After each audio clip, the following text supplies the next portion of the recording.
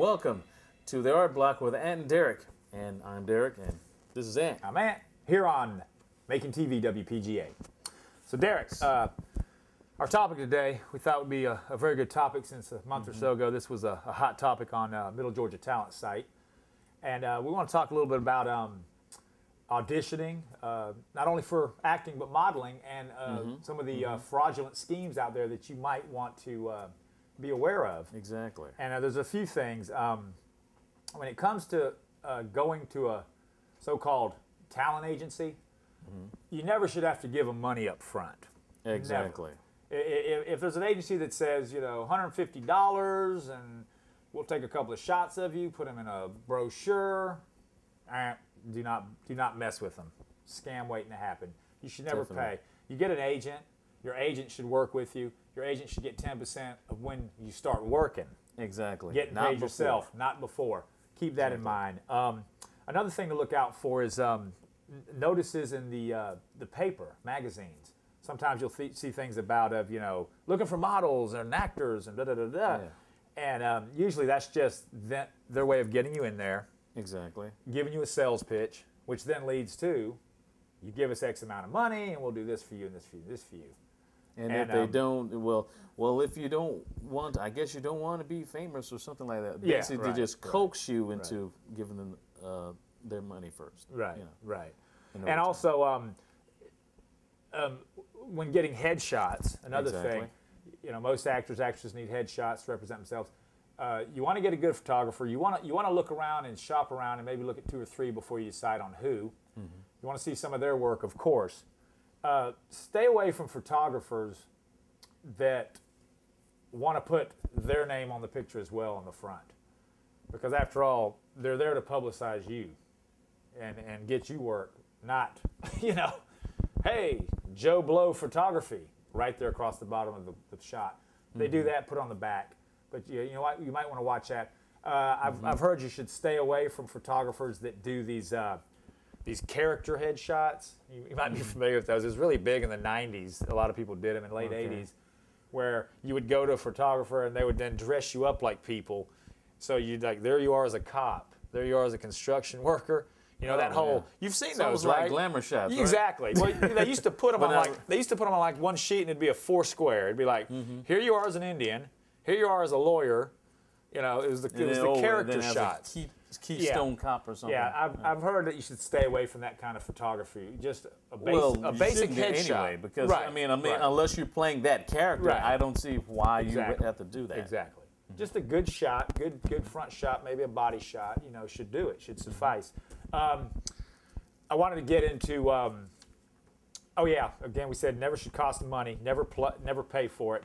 Exactly. And also, I wanted to get into the whole Kickstarter Indiegogo thing. This is another way that could be a scam in a different way. And these programs, for you not familiar, this is a way for artists of any sort, musicians, painters, theater people, actors, directors, to get money, to get people to finance their gigs, so to speak, which, you know, that's great. I have no problem with that. What you have to keep in mind, though, is Kickstarter, what I've found out, and you might be able to correct me on this, if the movie doesn't make its a goal of the amount of money it needs by a certain, 2 weeks it is or something, 2 or 3 weeks, then what I've heard is Kickstarter gives the money back to everybody that donated. Right.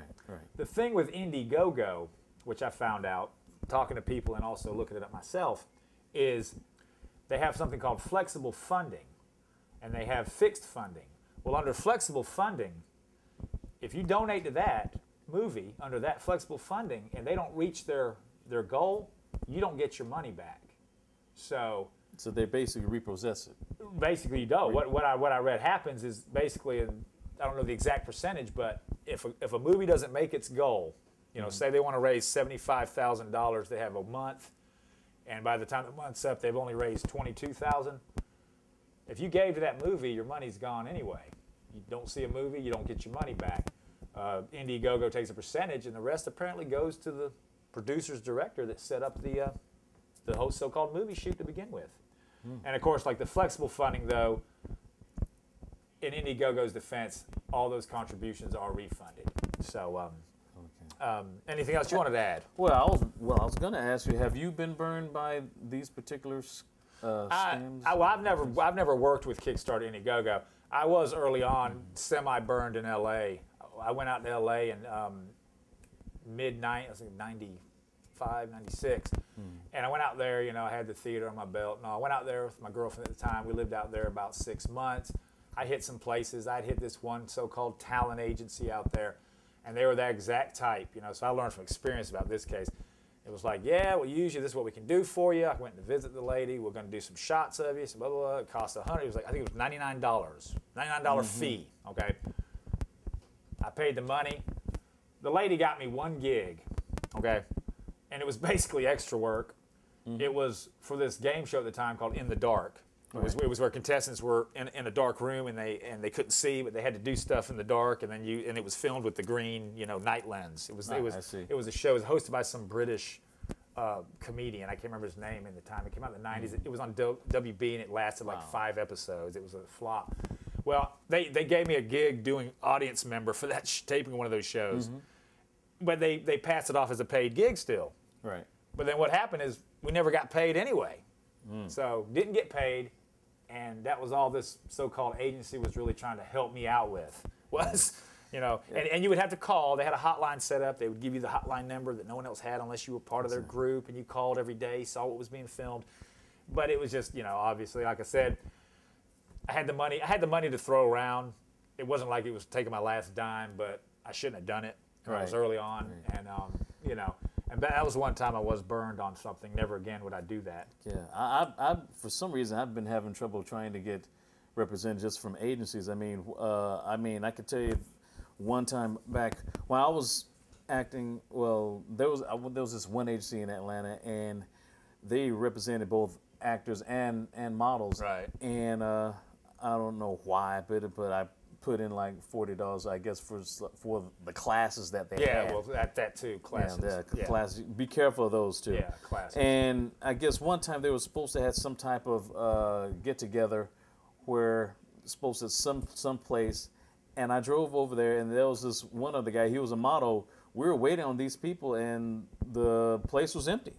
Wow. There was no one to be found. A bunch of DE agents didn't jump out and go, "You're under arrest." They wasn't one of those fake things. Well, hey, you won the lottery, and then hey, you hadn't paid child support, right?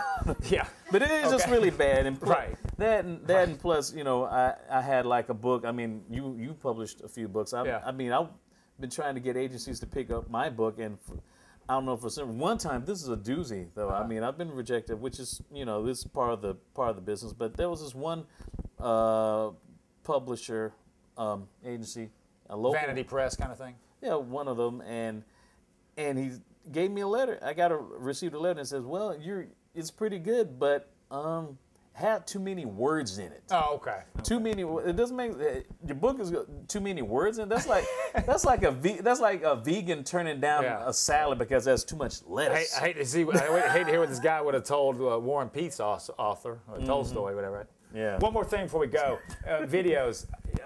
You know, I personally don't like video auditions, but another thing about videotape auditions, this is a scam also. If you do videotape auditions, never sign any waiver or anything that says you give them permission to keep that tape or do anything with it, because they'll do that sometimes, and then they can take your likeness and your footage and put it in anything they want in the future, manipulate it any way you want. So never sign anything. We'll be back after this commercial break with our guests.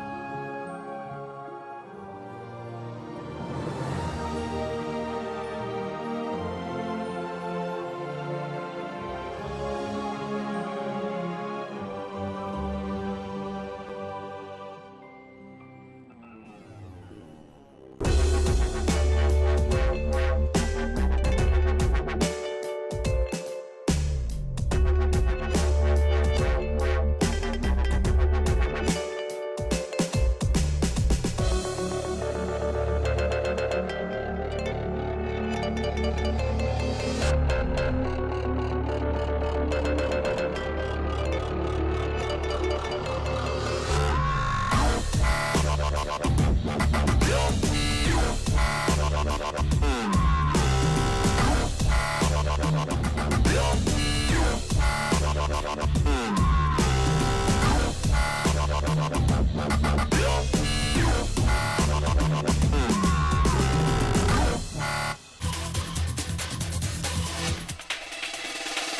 welcome back to the Art Block with Ant and Derek. And we're here with our guests today, the musical group out of Macon, Georgia, Stranger Than Most. Welcome, guys. Thanks for having us. Thanks for coming in. Man. We have Zach, bassist, Aaron, who's been on before as a solo act, guitarist, singer, and the excellent drummer, JR. So, guys, you told us last time you were here the band was defunct, but what brought you back together? It was kind of like a crossways. We ended amicably, as I get my words together. Right. And we had split for a while, about 2 months, and we all decided we wanted to do different things. And then kind of at one point, I got a text from JR, and he was like, well, you know, we kind of feel over this way that it's, you know, we're not happy with the way things are going. Basically, long story short, do you guys want to, you know, try to do this again? So we ended up doing it, and it was much more solid this time. Right. Sounds good. So did y'all decide to change anything about it from the first first collective? Not really no. at all. I mean, no. It was kind of like we never even quit. You know. Right. It was just we picked right back up, and right. it was like we had never stopped playing. So right. it was really right. It was meant to be. I think. Right. So we know this already about you from last appearance, but let me ask these two guys. So, what were some of y'all's influences, and how long have y'all been into music? I mean, how long have you been playing? I've been playing bass for about 10 years. Right. This is like my first real band that I've played with. I've recently got into slap bass stylings and stuff like that, but a lot of my musical influences come from like reggae and ska. Right, right. And you, JR? Me, I've been playing music my whole life. My grandfather was a jazz musician around Macon, and I just kind of hung out with him quite a bit. Give him a shout out. What was his name? His name was Bill Morrison. He's since passed away, but he was a great figure around in Macon, and he did a lot of art and things like that as well. He was a painter as well. He did a lot of stuff for the Cherry Blossom Festival and things like that. But just a big, kind of an invisible big figure in Macon, I think. Right. Nobody really knew who he was, but they knew of his work. Right. But he was really my main influence, and a lot of my playing is rooted in funk and jazz, and I play in metal bands around town, and I just wherever I can play, I play. So I mean, But the people that influence me the most are just people that get up and play and can be themselves behind a kid or behind a guitar or whatever. So. Right. Well, the Art Block here, we're also all about opinions, people giving their opinions, being able to say what they feel. No way are we trying to badmouth anybody, but what do you see as a problem? What are some of the cons of the local scene, music scene in particular, not just art scene, but music scene? Any of you have any cons, and then I'll get your pros. I'll let this one go first. Okay. Yeah, we've had a problem finding places to play. Right. Well, I know we're a little bit abrasive and we're a little bit louder than the normal band or whatever you want to say. That's which is a compliment to us. Right. We find it hard to find venues that want to. I mean, even like even the one we played at 2 weeks ago, they were like, well, you guys can't. We can't book you here again. We like your band a lot. We like you guys. And we like your music, but we can't book you here. And I don't know if that's just because tastes have changed or whatever. But so far, everybody that we played our music for, they love it. Right. So we kind of have a problem with finding places to book around here. I think it's more so because a lot of venues around here, that are the ones that are left anyway, they all try to root themselves into one genre of music, and it just kind of gets watered down after a while. I think personally, pigeonholing yourself. I think that if you gather a bunch of people together from different points of view of music, I think the outcome is a lot better for everyone. Right. Either my experience, I do most of the booking for the band, and my experiences have been, we're either too heavy, or not heavy enough. Or all at the same time. Yeah, whatever else they can come up with. Not saying that people are making excuses not for us to play. You guys aren't pretty enough. I think that because of our style of music being so all over the place, everything we write's different. So, I guess they don't see us as being a niche band. They don't get it, man. Yeah. Have you sent your press kits out to all the local bars and clubs and to the festivals, to the Bragg Jam, for example? Yeah, we played the Hummingbird Big Bird Bash this year. Okay. And that was great, and everybody there is awesome, Right. and everybody was so supportive of us. But they did let us know that we couldn't book there anymore, which is that's fine. Because we were a little more heavier and louder than they would like to have in their venue, which is fine, that's cool, but there's other venues around town that are perfect for our kind of music that also don't want us to play. So Right. finding places to play is probably the biggest qualm for us around here. And another thing, like when we do find places to play, like even if it's like a show that's been advertised months in advance, nobody shows up. Yeah, we realize that's a problem in this city with everything. Yeah. Honestly, art shows. I've lived abroad, and it's the same everywhere. Is it? People just times are tough. Right. People just don't want to come out to shows and support music anymore, and it sucks. But at the same time, we just have to find a way around it. Yeah, we gotta find a way around it. We gotta adapt with our surroundings. Yeah, we will. And it hurts, I think, with the whole commercial aspect of people want to be fed what to like. Right. Yeah. Like here, this is what's out and it's hot now. This is what's awesome. Go spend all your money on that. It's like no, it's not like that. I mean, and especially nowadays. We'll be back with a performance by Stranger Than Most right after these messages. Return to Wellston with Solid Ground, the complete first season on DVD. No way, that's awesome. The 4-disc set includes all 12 episodes plus cast and crew interviews, behind-the-scenes featurettes, outtakes, and more. Works for me. That was easy. Let's get to watching. Filmed in Middle Georgia, see what the Telegraph called a humorous take on the detective series. Own Solid Ground, the complete first season today. Performing right now on the Art Block. Reunited. Give it up for Stranger Than Most.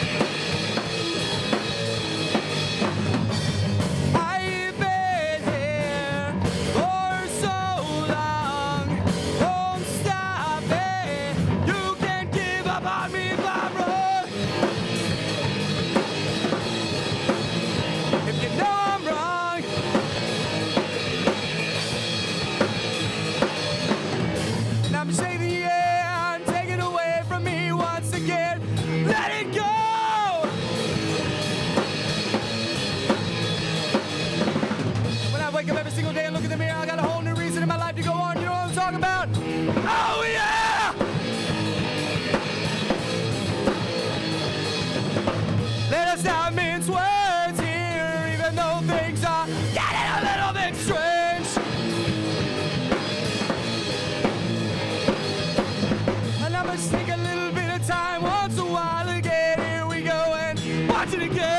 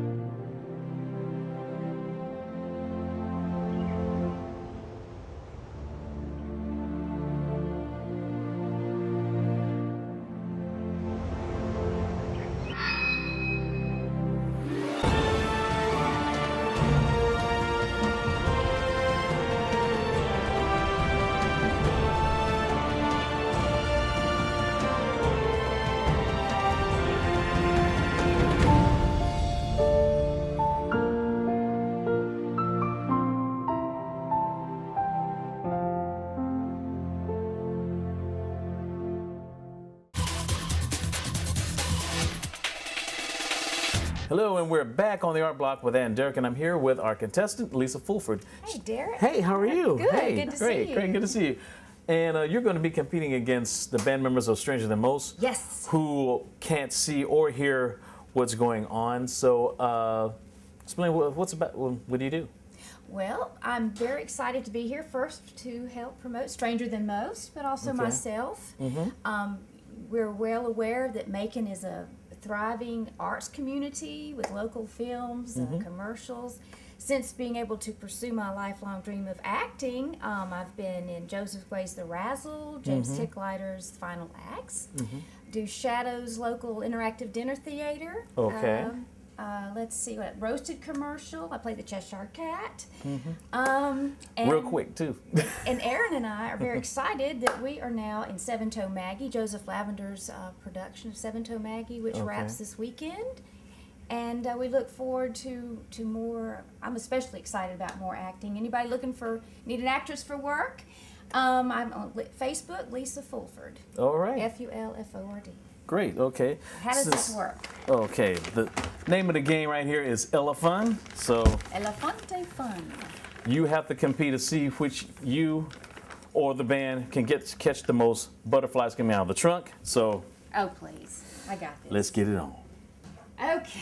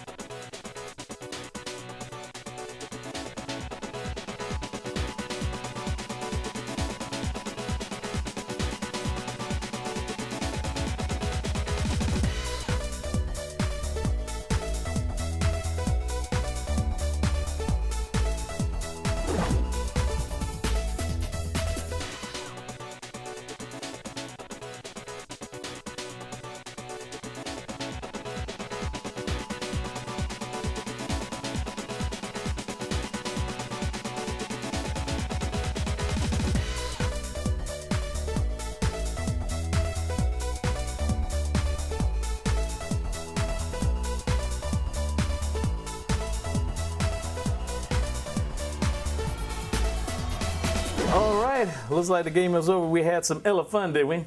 Yes. Looks like Lisa has two. And they have. We have 7. 7, but 3 against 1, not fair. Well, Lisa, I'm sorry that you lost. Yeah, what was it? 7-2. Yeah, 7. Yeah, they did have an advantage. 3 against 1. And it was guys. Why would guys beat up on a girl? Really? Come on. Well, here's your consolation prize. Thank you. There you go. We'll hold it for you. Thank you for playing. That'll be your honored. full of local art in there. Thank you. Born and bred in the area. So, Lisa, before we sign off for the day, tell the audience a little bit more about you and what you're available for. As I said earlier, I've been acting for about 1.5 years, and we're very fortunate we can act here in Macon. And I'm available for work. Anybody seriously interested in hiring an actress who has a lot of range, you can contact me at Lisa Fulford on Facebook or Middle Georgia Talent. And I'm also willing to work behind the scenes and learn all the ropes.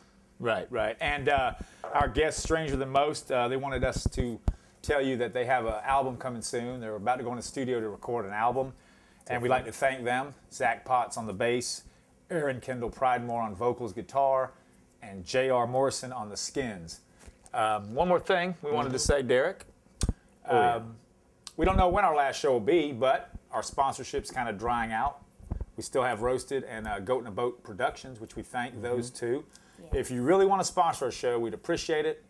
You're not only helping us out, but you're helping the community out by giving the community the opportunity to see all these artists. Go to our Facebook page, or you can email me at harrisland4@yahoo.com. That's harrisland4@yahoo.com, or email Derek at dbarrettfilms@gmail.com. Right. So yeah, really, we make great commercials for you. We've got a great staff of brilliant minds and technical wizards to put a great commercial together. Yes. Well, before we go, Lisa, since you did lose, your punishment is we're going to have you sing with the band backing you, okay? Oh, yay! Derek, what should we have her sing? What would be apropos for her to sing? Let me see. I guess it really doesn't matter. I'm too sexy for my shirt because of the art block, the art model? No. No, how about... Black or white? Black or white. Awesome. Michael Jackson. Awesome. Yes. I can do it. Join us next week, hopefully, 12:30 on Making TV. And please support the arts.